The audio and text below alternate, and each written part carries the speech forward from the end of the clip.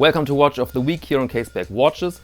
This is a series of brief reviews of recently introduced watches, and it's not a commercial. You will hear my free opinion, you will hear my unfiltered observations about a certain timepiece, and our topic in this week is...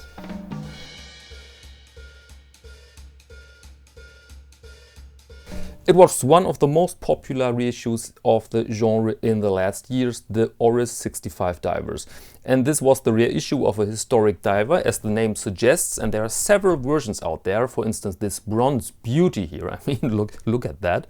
And now Oris presented the first chronograph of the line, dedicated to the US Navy diver Carl Brashear. I hope I'm not butchering his name. And he was 1948 the first diver with amputation in the armed forces.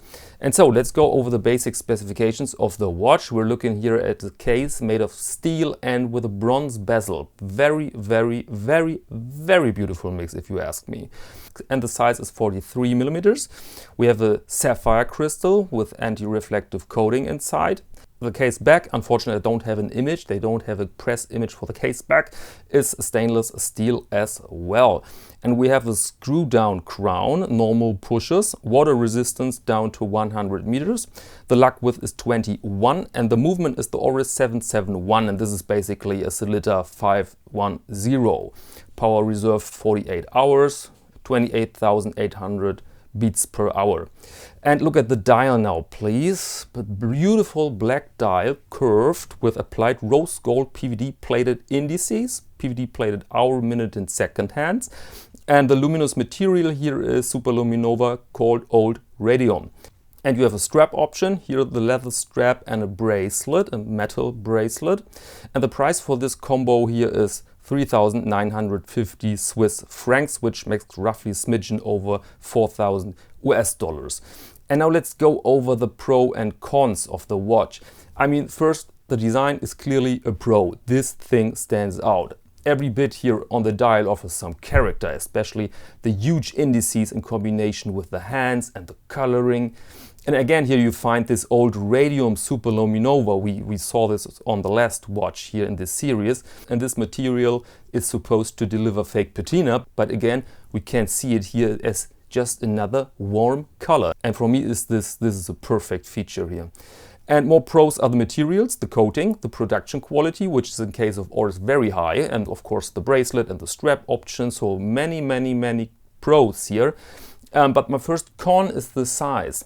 The original 65 divers came back then in the 60s with 36 millimeters.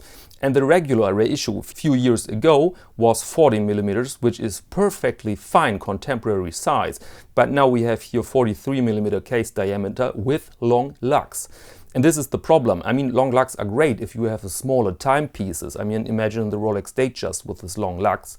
Makes the relatively small watch really wearable. But here, with 43 millimeter case together with long lugs, creates a monster.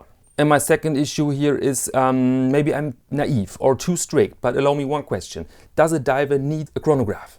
I mean, when you use the chronograph underwater, even accidentally, the watch is ruined, right? Because those are not screw down pushers here. And so if you look at the specifications, this watch is for me, is a Flieger with screw down crown. And that irritates me, I have to say. All those features make the watch to some sort of comic tool designed for a fictional vehicle which flies, drives, dies. Actually, a good idea to see it that way, right? The watch for a superhero. And so punchline here, really good looking postmodern chaos. But I'm realizing now I don't want to say this as a criticism. I'm just a little confused and fascinated, I must say. Confused and fascinated. And that's all I want to say about this watch. So then see you next week to Watch of the Week on Caseback.